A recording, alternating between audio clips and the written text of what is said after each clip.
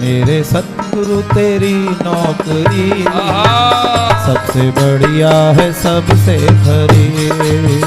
मेरे सतगुरु तेरी नौकरी सबसे बढ़िया है सबसे खरी। तेरे दरबार की हाजिरी सबसे बढ़िया है सबसे खरी। दरबार की हाजिरी सबसे बढ़िया है सबसे खरी। मेरे सतगुरु तेरी नौकरी सबसे बढ़िया है सबसे खरी। सतगुरु तेरी नौकरी सबसे बढ़िया है सबसे खरी।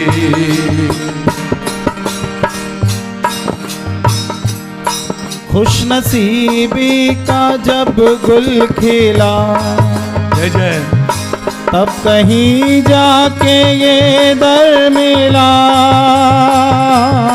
खुश नसीबी का जब गुल खिला तब कहीं जाके ये दर मिला। खुश नसीबी का जब गुल खिला तब कहीं जाके ये दर मिला। खुश नसीबी का जब गुल खिला तब कहीं जाके ये दर मिला। हो गई अब तो रहमत तेरी सबसे बढ़िया है सबसे खरी। हो गई अब तो रहमत तेरी सबसे बढ़िया है सबसे खरिया। तेरे दरबार की हाजिरी सबसे बढ़िया है सबसे खरी। तेरे दरबार की हाजिरी सबसे बढ़िया है सबसे खरी। सोचिए जरा विचार कीजिए, बंबई जैसी माया नगरी में ये गुरुदेव की कृपा के बगैर कैसे संभव है? संभव ही नहीं कि 55-60 वर्षों से ये इसी प्रकार नाम संकीर्तन चल रहा है। ओ मेरी तनख्वाह भी कुछ कम नहीं, कुछ मिले ना मिले गम नहीं। मेरी तनख्वाह भी कुछ कम नहीं, कुछ मिले ना मिले गम नहीं। मेरी तनख्वाह भी कुछ कम नहीं, कुछ मिले ना मिले गम नहीं। मेरी तनख्वाह भी कुछ कम नहीं, कुछ मिले ना मिले नहीं। क्यों गम नहीं? ऐसी होगी कहाँ दूसरी, सबसे बढ़िया है सबसे खरी। ऐसी होगी कहाँ दूसरी, सबसे बढ़िया है सबसे खरी। तेरे दरबार की हाजिरी सबसे बढ़िया है सबसे खरी। दरबार की हाजिरी सबसे बढ़िया है सबसे खरी।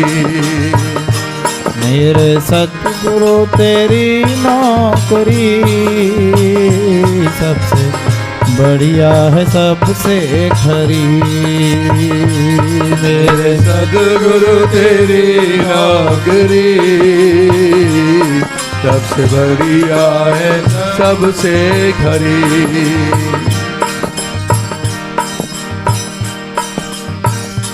जब से तेरा गुलाम हो गया तब से मेरा भी नाम हो गया। जब से तेरा गुलाम हो गया तब से मेरा भी नाम हो गया। ओ जब से तेरा गुलाम हो गया तब से मेरा भी नाम हो गया।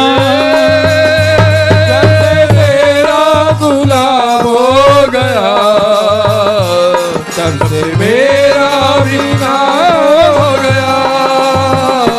वरना औकात क्या थी मेरी सबसे बढ़िया है सबसे खरी।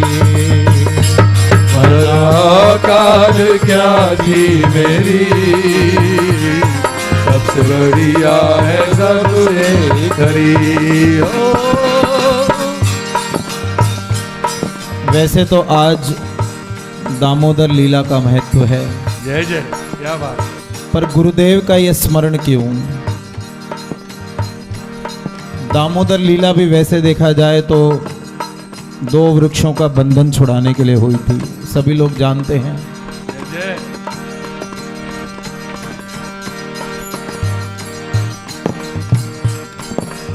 कन्हैया को जिस पेड़ से ऊखल से बांधा गया था उनको योनि से किस तरह से तारना, इसलिए दामोदर लीला हुई।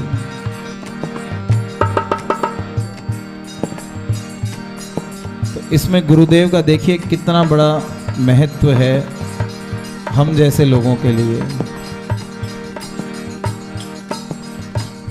एक महात्मा कहीं पर कथा कर रहे थे और वो कथा में कह रहे थे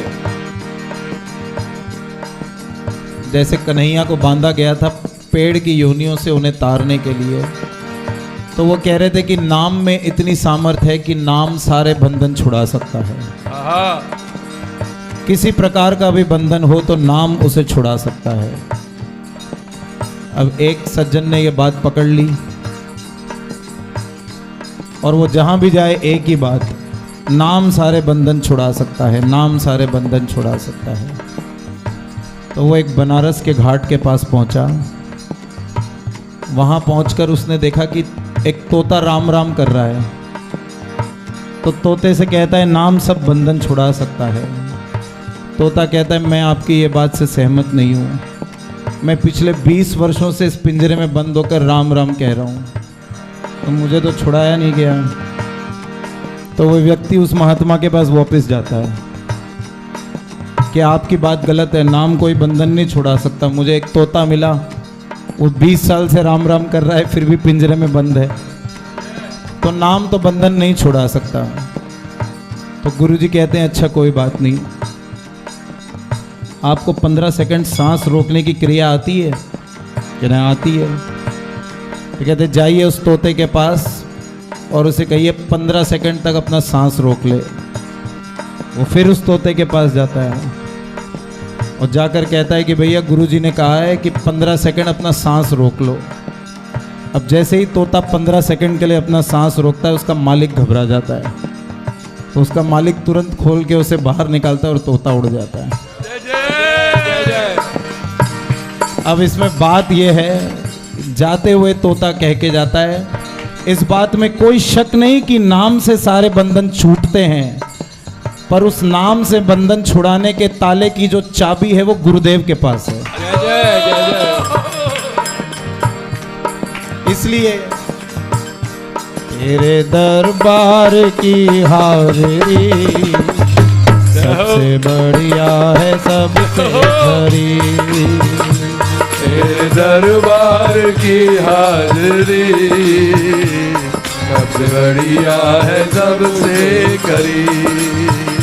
मेरे सतगुरु तेरी नौकरी सबसे बढ़िया है सबसे खरी। सतगुरु तेरी नौकरी सबसे बढ़िया है सबसे खरी।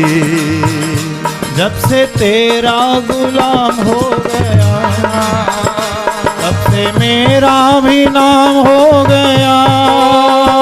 जब से तेरा गुलाम हो गया तब से मेरा भी नाम हो गया। वरना औकात क्या थी मेरी, सबसे बढ़िया है सबसे खरी।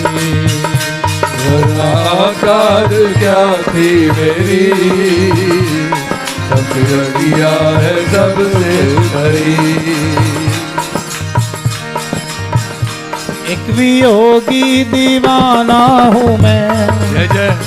खाक चरणों की चाहता हूँ मैं।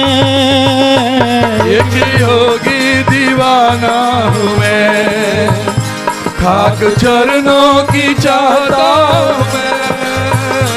एक वियोगी दीवाना हूँ मैं, खाक चरणों की चाहता हूँ मैं। एक योगी दीवाना हूँ मैं, खाक चरणों की चाहता हूँ मैं।